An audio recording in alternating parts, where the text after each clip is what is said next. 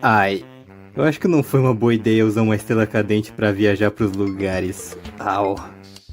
Eita, a câmera tá ligada? Se você é fã das franquias da Nintendo ou só conhece um pouco delas, tem uma chance bem grande de você conhecer essa bola rosa que adora sugar coisas, chamada de Kirby. E apesar dessa franquia não ser tão famosa no mesmo nível das outras franquias da Nintendo, como a do nosso amigão Mauro, dá pra dizer que os jogos do Kirby têm um charme e são bem criativos. Mas caso você não conheça muito sobre os jogos dele, eu vou dar uma mini retrospectiva. Kirby teve seu primeiro jogo lançado em 1992 para Game Boy com o nome de Kirby's Dream Land. O personagem Kirby foi criado pelo lendário Masahiro Sakurai. Sim, o mesmo Sakurai que é conhecido por ter criado a série Smash Bros. E o jogo foi desenvolvido pela HAL Laboratory, a mesma desenvolvedora que é conhecida por ter feito os jogos da série Earthbound, o jogo Pokémon Snap e o Super Smash Bros 64 e Melee. A história desse jogo é que você controla o Kirby e o seu objetivo é derrotar o King Dedede, pois ele roubou toda a comida de Dreamland, que é o lugar onde o Kirby mora, e por conta disso nenhum dos moradores dessa ilha vão ter algo para comer.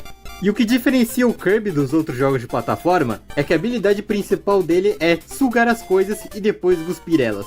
Ele simplesmente consegue sugar qualquer inimigo ou objeto que está na sua frente e cuspir na cara de alguém. E também tem o fato que ele pode flutuar apenas apertando o botão de pular 1000 vezes, algo que é bem diferente comparado aos outros jogos de plataforma. O jogo é bem curto, ele só tem 5 níveis e o último nível é só um boss rush de todos os bosses que você já enfrentou antes. E dá pra zerar ele em 20 minutos mais ou menos. Mas o jogo foi um sucesso e conseguiu uma recepção boa. E em 1993, eles lançaram o segundo jogo do Kirby e o primeiro jogo dele para console de mesa, que no caso foi o Kirby's Adventure para NES. Assim como seu antecessor, ele também foi desenvolvido pela HAL Laboratory. Meio que eles fizeram quase todos os jogos do Kirby. Mas ele também trouxe bastante coisa nova e que foram importantes para os jogos posteriores da franquia. Sempre que o Kirby suga e engole um inimigo específico, ele ganha uma habilidade baseada no inimigo que ele sugou. O jogo tem 24 poderes, cada um com uma função bem diferente. E ele é bem mais longo comparado ao seu antecessor. Ele também introduziu a novos inimigos, novos bosses e alguns personagens que ficaram bem conhecidos e até viraram personagens importantes para a história do Kirby, como por exemplo o Meta Knight. E assim como o seu antecessor, o jogo foi um sucesso e ganhou uma recepção melhor ainda.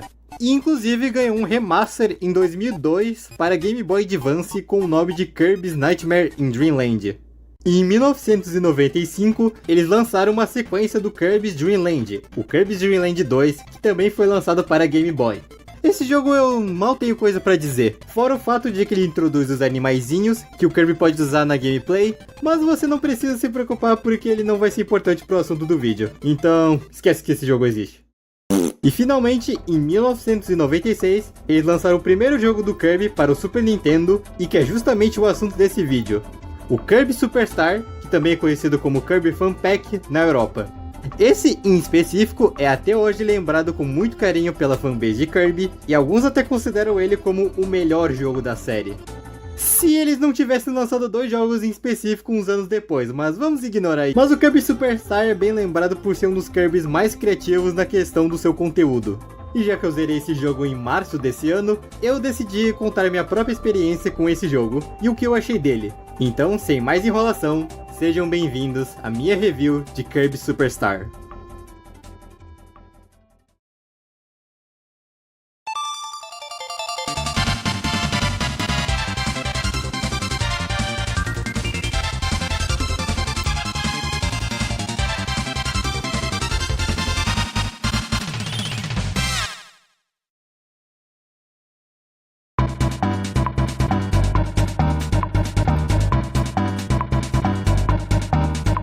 Você já percebe que o jogo tem uma premissa bem diferente do que as dos 3 jogos anteriores, apenas olhando para a capa do jogo.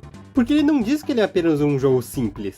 Ele é 8 jogos em um. Isso é porque 5 desses jogos são campanhas com histórias completamente diferentes e 3 deles sendo minigames simples. E tem um modo extra que você ganha após zerar o jogo. Mas primeiro eu vou focar nas 5 campanhas principais do jogo e lá pro final do vídeo eu falo desses 3 minigames, já que eles não tem tanto foco assim no jogo. Quando você começa um save completamente novo, você já tem 3 dessas campanhas desbloqueadas e os 3 minigames também já estão desbloqueados. Mas vamos começar com a primeira campanha que vem selecionada, que é a Spring Breeze.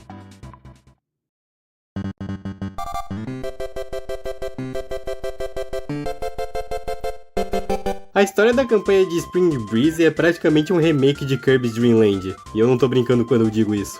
Mas a história ainda segue a mesma coisa. King Dedede e seus soldados roubaram toda a comida de Dreamland, Kirby tem que ir lá pra dar uma lição no gordão, e é praticamente isso. A diferença é que ao invés de 5 níveis, e o último sendo um boss rush de todos os boss que você já tinha enfrentado antes da batalha final de verdade, no Superstar só tem 4 níveis, 3 deles sendo níveis normais, e o último te joga direto pra luta final contra o DDD. Essa é a campanha mais fácil e direta do jogo. Então, por ser curta e apenas um remake do primeiro jogo do Kirby, eu não tenho muita coisa pra dizer sobre essa campanha específica. Mas já que não tenho muita coisa pra falar sobre a campanha em si, vou aproveitar pra falar um pouco da gameplay. A gameplay no jogo é praticamente a mesma coisa dos outros 3 jogos. Você voa infinitamente, pode sugar inimigos, cuspir eles, ganhar poderes de alguns inimigos específicos, basicamente o normal dos jogos do Kirby. Mas Kirby Superstar não só traz coisas novas visualmente, mas na gameplay em si também. Uma coisa que dá pra reparar é que sempre que o Kirby ganha um poderzinho, o Kirby ganha um chapeuzinho baseado na habilidade do inimigo. Pois no Kirby Adventures ele não tinha esses chapeuzinhos, e o único jeito de você saber de qual poderzinho que você tá usando é pela HUD do jogo. E eu acho que foi bom eles terem mudado isso no Superstar, pois não só dá um charme mais único e não só fica mais fácil de saber com qual poderzinho você tá usando no momento, mas se não tivessem tido essa ideia dos chapeuzinhos, isso não só afetaria os jogos posteriores do Kirby, mas também alguns jogos que o Kirby participa. Porque imagina se no Smash Bros você tivesse que ver qual poderzinho você tá usando em algum canto específico da tela. Então eu acho que foi uma ideia boa o Kirby ter um chapeuzinho de acordo com o poder que ele tem. Mas quem disse que é só isso que mudou? Além dos chapeuzinhos, nesse jogo o Kirby tem uma nova habilidade que ele pode fazer.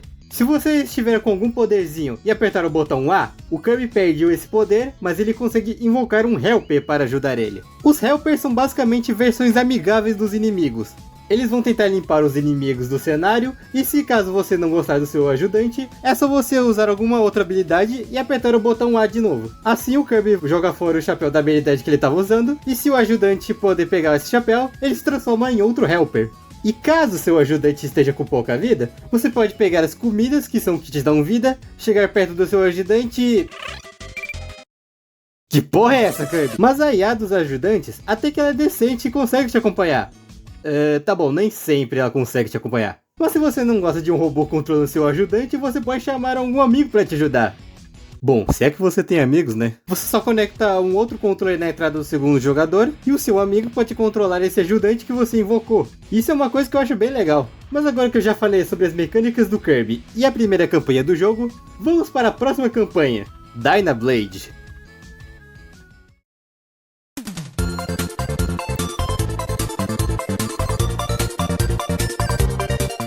Dynablade já tem uma premissa bem mais interessante que a Spring Breeze, por ela ter uma história bem mais original, e também ela introduz uma nova personagem. A história desse modo é que um pássaro robô gigante chamado de Dynablade está roubando todas as plantações de Dreamland, e pelo visto esse lugar não tem um segundo de paz, e o Kirby quer descobrir o porquê disso estar acontecendo. Quando iniciamos a campanha, aparecemos em um mapa contendo 4 fases e o boss lá no final. E diferente da Spring Breeze, em que você não podia voltar para a fase anterior, aqui você pode voltar para as fases anteriores quando quiser. E também tem umas áreas secretas que você pode desbloquear, mas a gente já vai falar disso. Em Dynablade eu achei o level design e a temática das fases um pouco mais interessantes que o da Spring Breeze. E tem partes que realmente são mais legais de explorar. Porra, sério isso?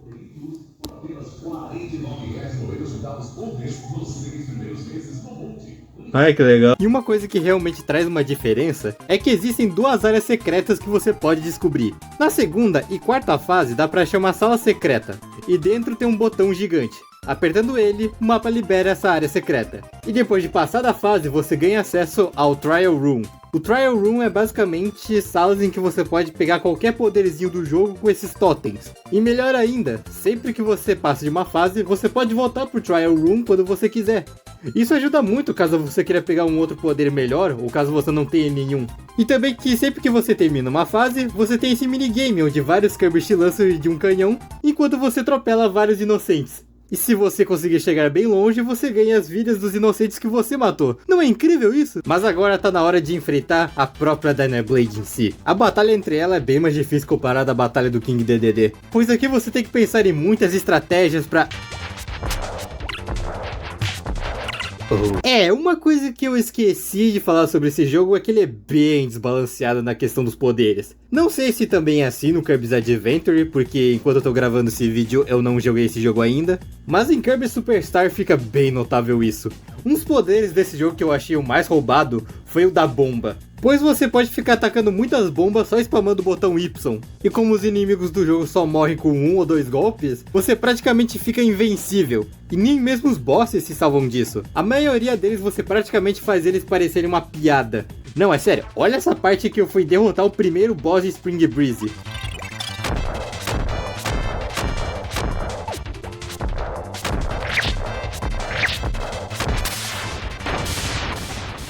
Adoro esses mata-floresta. E nem mesmo os helpers deixam esse jogo mais balanceado. Olha essa parte, por exemplo. Eu tava em um subchefe com Burning Léo e exatamente no frame que ele apareceu, o Léo chegou nele e deu um ataque nele.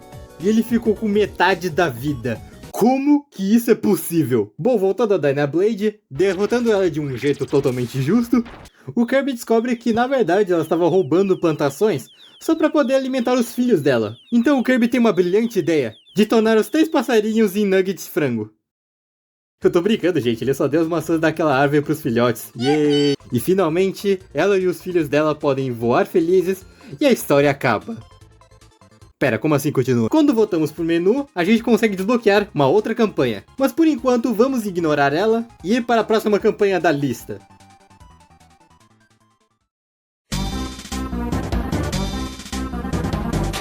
E agora vamos para a terceira campanha do jogo, a Great Cave of Fame. Tá bom, eu vou ser direto, eu odeio essa campanha. De todas as campanhas do jogo, nenhuma delas foi tão chata, demorada, entediante do que essa daqui. Foi tão chato que eu decidi terminar a próxima campanha que eu tinha desbloqueado, para depois terminar essa, de tão chata que ela era. E por que exatamente?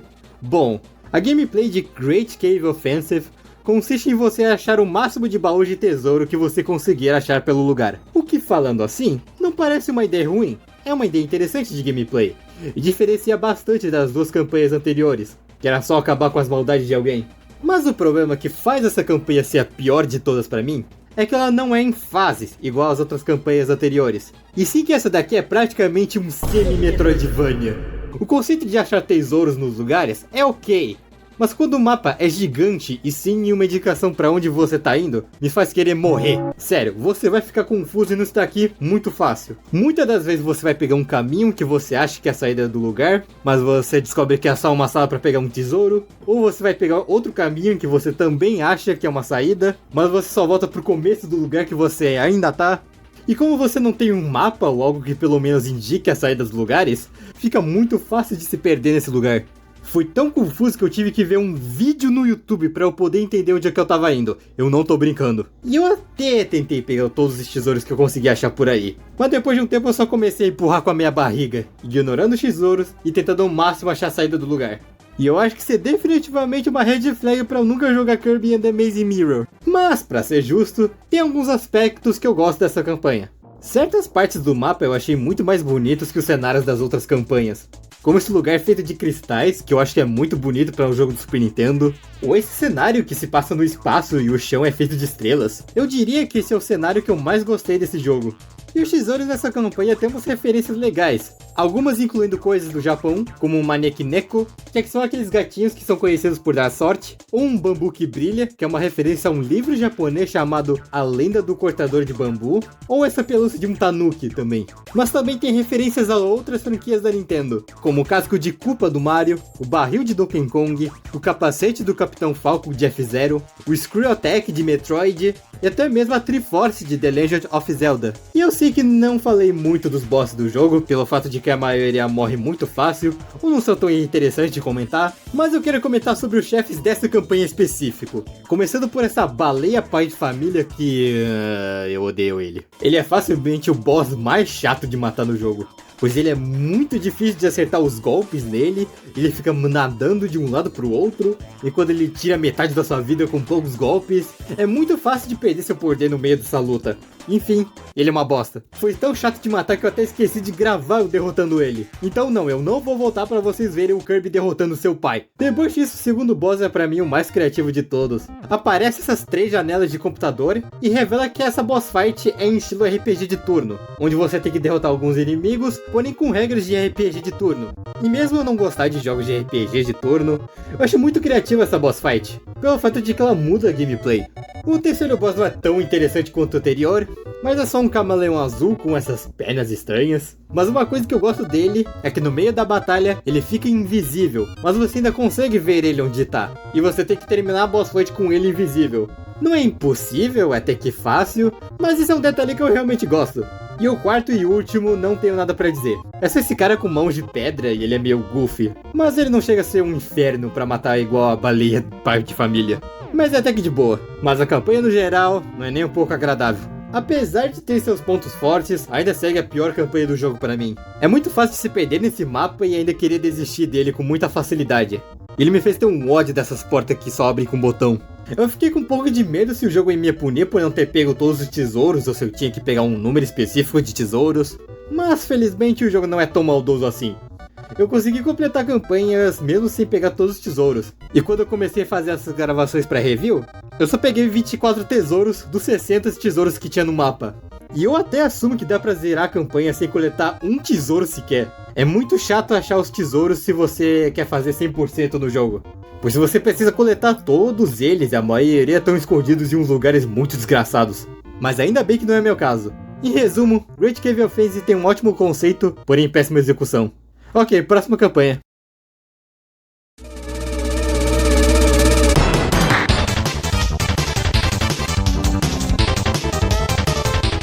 Essa daqui, assim como a Spring Breeze e a Dynablade, também envolve acabar com alguém que tá maltratando o Dreamland. Mas eu diria que essa campanha em específico é a melhor do que as outras duas. O Meta Knight, para quem não conhece, é um personagem que apareceu na franquia desde o Kirby Adventures. E na época ele era apenas um boss qualquer do jogo. Mas aqui, ele é o antagonista principal dessa campanha. O Meta Knight, com a ajuda da sua tripulação, quer dominar Dreamland com a nave do Meta Knight que se chama Halberd.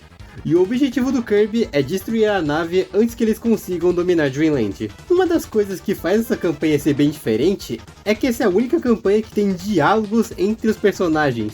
Os tripulantes ficam conversando sobre o que eles vão fazer para tirar o Kirby da nave, e isso é um detalhe que eu achei bem legalzinho. A história já começa com o Kirby chegando direto na frente da nave e os tripulantes já ficando com medo. Depois a gente chega em uma porta que leva a gente para a válvula do foguete. E quando a gente chega no final, você entra em uma boss fight, porém isso revela ser uma armadilha pro Kirby, pois ele está perto do motor do foguete, então os tripulantes dão partir da nave e o Kirby voa muito longe.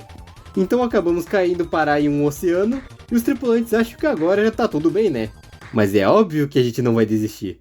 Nosso plano agora é sair desse oceano e voltar para a nave. E apesar dessa parte parecer uma fase meio simples, eu admito que ela é meio tensa por conta do cronômetro embaixo. E mesmo com bastante tempo eu ainda fiquei meio nervoso.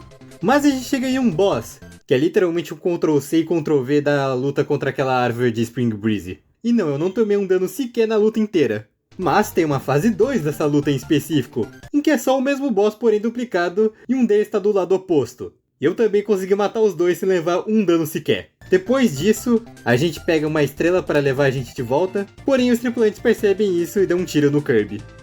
E daí a gente acaba caindo em uma floresta. E o plano ainda segue a mesma coisa. Diferente do oceano, essa fase daqui não foi tão difícil, mas como eu já falei, ainda fica meio tenso por conta do tempo embaixo. E chegando no final, encontramos 2 canhões. Mas se a gente acender um específico com poderzinho de fogo, a gente vai pro lugar em que a Dynablade está. E ela oferece uma carona até a nave. E eu achei muito bonitinho isso até. E finalmente conseguimos chegar na nave sem ser derrubado pela terceira vez. E agora o nosso objetivo é destruir a nave por inteiro. Essas fases dentro da nave são bem mais difíceis do que as outras fases das campanhas anteriores, pois muitas delas são bem mais difíceis de lidar, ou em algum momento você tem que usar seu cérebro para poder passar delas. Mas se eu for honesto, eu achei a dificuldade até que relativamente boa. Não é uma dificuldade que eu acho injusto ou algo desse tipo. E também é 1000 vezes melhor que um certo jogo sobre níveis perdidos, se é que você me entende, né? E até os bosses dessa campanha são bem mais complicados de derrotar. Não são frustrantes igual a baleia pai de família, e muito menos são ridiculamente fáceis igual a árvore. Eles realmente têm uma dificuldade equilibrada. Mas eles em si não tenho muito o que comentar além disso. O primeiro boss é só um dos canhões da nave, e o segundo é só aquele robô do começo. O único diferente é o terceiro boss, em que é o reator da nave. E ele é até interessante, pois você não pode simplesmente ficar batendo nele. O que você tem que fazer é guiar essa coisa que fica aparecendo em cima e deixar que ela tire um laser exatamente no cristal.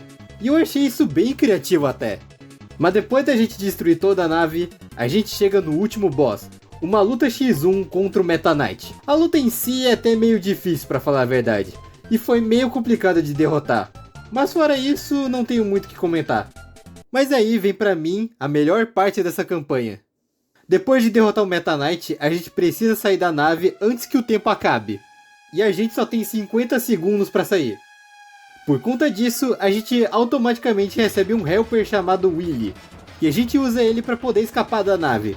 Enquanto isso, o Meta Knight, ainda vivo, quer acabar com a gente. E eu admito que essa parte é realmente tensa, especialmente com a música.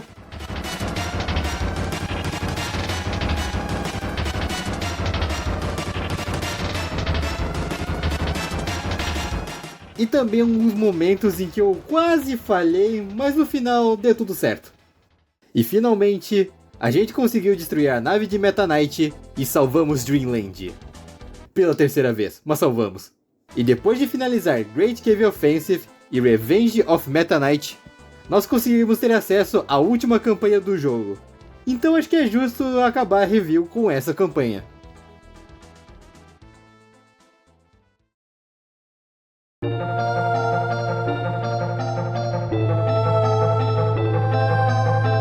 Você acreditaria em mim se eu dissesse que essa é a campanha que eu tenho menos coisa pra dizer? Bom, sem contar Spring Breeze, é claro. Na verdade, eu tenho coisa sim pra dizer, mas é mais sobre o final da campanha do que ela em si. Pois no geral não tem muito que eu possa falar.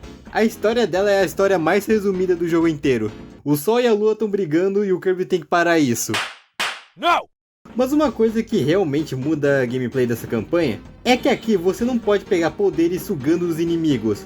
Para conseguir poderes, você precisa encontrar totens que estão espalhados pelo mapa. E não só isso, como se caso em algum momento você perca seu poder, você só precisa apertar o Select, escolher o poder que você tem disponível e pronto, você pode usar ele agora. E eu acho que isso é uma boa ideia de gameplay, pois isso faz você querer explorar os mapas para poder achar mais poderes.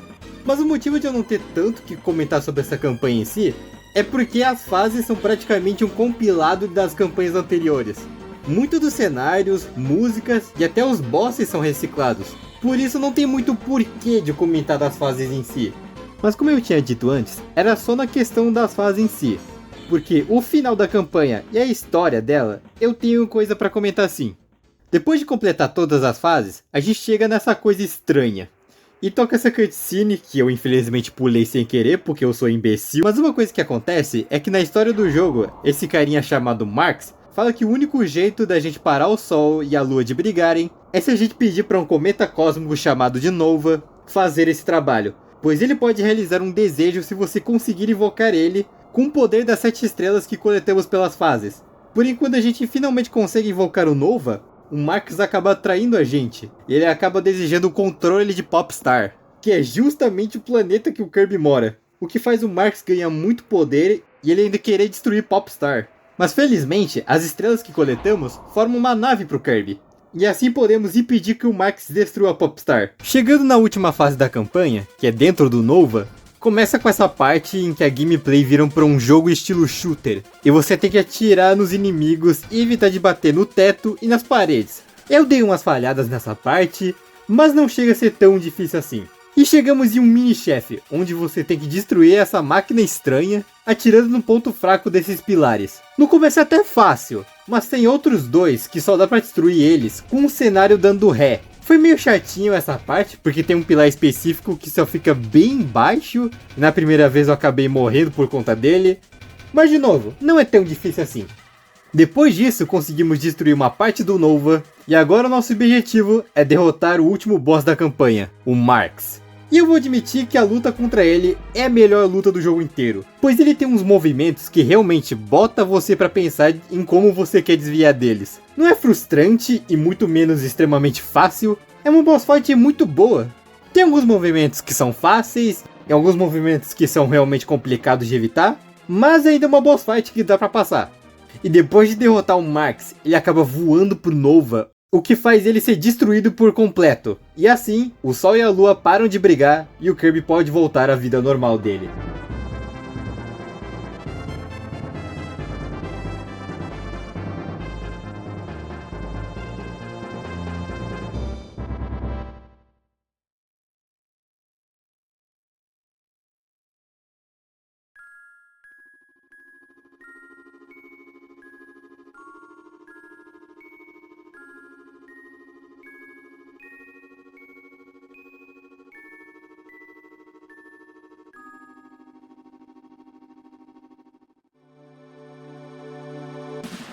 E depois disso, chegamos aos créditos do jogo, o que indica que finalizamos Kirby Superstar. E sabe de uma coisa? Por mais que eu não disse muita coisa sobre essa campanha igual às anteriores, eu acho que eu consideraria essa a melhor campanha do jogo.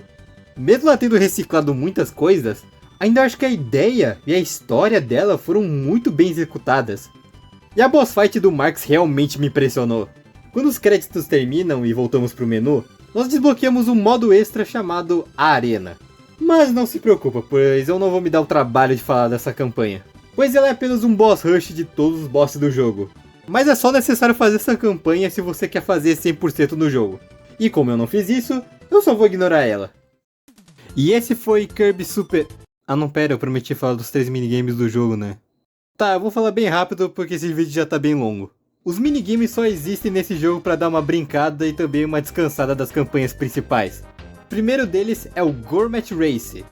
Nesse minigame você tem que correr em uma corrida contra o DDD e também pegar o máximo de comidas que estão espalhadas pela fase para poder ganhar mais pontos. Quem conseguir fazer mais pontos, ganha. Eu considero esse o melhor minigame do jogo. É bem divertidinho, é bom para testar sua velocidade e é legal ficar pegando os pontos para poder ganhar do DDD. O único problema desse minigame é que ele só tem 3 cenários e nada mais além disso. Mas como é um minigame extra do jogo, eu não vou reclamar muito disso. Mas ainda assim, pra mim esse é o melhor minigame do jogo. O segundo é o Megaton Punch, onde tem 3 níveis e o seu objetivo é conseguir ser mais forte que seu oponente. Mas tudo que você tem que fazer é apertar o botão no momento certo. Aí sua força fica mais forte e você ganha. É o minigame mais fácil desse jogo, então eu não tenho muito o que comentar. E o terceiro e último minigame é o Samurai Kirby, onde seu objetivo é atacar seu oponente no momento certo. Tem 5 oponentes e quanto mais você avança, mais rápido você tem que ser. Esse foi o único minigame que eu não consegui finalizar ele, pois eu perdi pro Meta Knight. Mas uma coisa que eu gostei dele é o fato dos personagens estarem com roupas japonesas. Eles ficaram muito bonitinhos com elas. Ok, agora sim, essa review de Kirby Superstar acabou. E meu santo Cristo, que vídeo longo. Eu sinceramente achei esse jogo muito divertido de jogar. Ele é bem criativo na questão do seu conteúdo, não tem medo de mostrar um novo tipo de gameplay pra você. Os gráficos são muito bons para um jogo de Super Nintendo. As mudanças na gameplay realmente trouxeram algo de novo pra franquia. As músicas são muito boas de escutar. E o jogo não te deixa enjoado na gameplay. E mesmo que você não entenda muito de Kirby, ou se você nunca jogou um jogo dele, eu definitivamente recomendaria você jogar o Kirby Superstar. Pois ele não é aquele tipo de jogo que você tem que jogar 3.000 jogos antes de chegar nesse específico. Pois você ainda consegue entender o que está acontecendo no jogo, sem você precisar ficar sabendo da lore desse universo. Porém, se eu for honesto, eu não consideraria esse jogo como o melhor jogo do Kirby. Sim, ele tem muitos pontos positivos e é um jogo divertido, mas ele também tem várias coisas que não me agradaram muito. Como a dificuldade do jogo ser extremamente desbalanceada, em que um momento você parece que está jogando uma coisa feita para bebê, e em outros momentos que você parece que está jogando Dark Souls. Ou também o porre que foi zerar a campanha dos tesouros. Eu também acho que os jogos posteriores da franquia fizeram um trabalho muito melhor que o Superstar fez. Mas mesmo assim, eu ainda recomendaria esse jogo para alguém que nunca jogou Kirby ou nunca jogou os jogos antigos dele.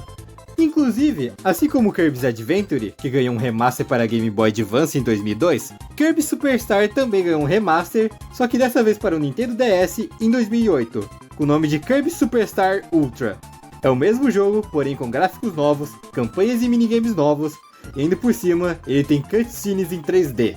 Sim, cutscenes em 3D. Enquanto eu estou fazendo esse vídeo, eu não cheguei a jogar esse remake do DS, mas algum dia eu pretendo sim jogar esse jogo, e quem sabe talvez fazer um vídeo comparando ele com o Superstar original. Provavelmente esse vídeo vai ser em 2027, mas tudo bem. Por isso, minha nota para esse jogo é 9 de 10. Teria sido um 10 de 10 fácil se ele não tivesse esses problemas que eu tinha mencionado antes. Mas ainda assim é um ótimo jogo. Bom, espero que tenha gostado desse vídeo, por mais longo que ele tenha ficado. Uma moça. Mas eu até que me diverti fazendo esse vídeo. Inclusive quero agradecer muito a vocês pelo apoio que vocês deram no meu vídeo sobre Mario Lost Levels. E como vocês até que estão gostando desse tipo de vídeo, eu definitivamente vou continuar com esse estilo de vídeo. E eu já tenho até planos para fazer uma review sobre um certo rato azul, eu acho. Não sei direito. De qualquer forma, vejo vocês no próximo vídeo.